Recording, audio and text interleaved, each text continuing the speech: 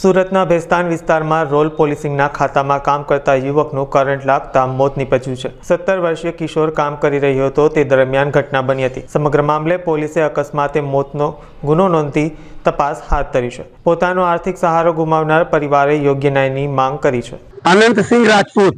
घटना मतलब भैस्तान में एक छोटा खाता है, वो मशीन पे काम कर रहा था, उसका उंगली मशीन पे लगा, करंट उतरा और वो उसमें एक्सपायर कर गया। मरने वाले का नाम आशीष कौल है और उसकी उम्र लगभग 17-18 साल है। उसके परिवार में उसकी 2 बहनें हैं, माता है पिता है। मांग क्या है, अभी उसका उम्र 18 साल था, वही एक सहारा था। उसका माँ बाप लाचार है, कोई सहारा नहीं है। तो हमारा यही है कि सेठ मतलब उनको ज्यादा से ज्यादा जितना सहयोग कर सके वो सहयोग करे। दोनों बहनों की शादी करना बाकी है, पूरी जिम्मेदारी आशीष के ऊपर थी।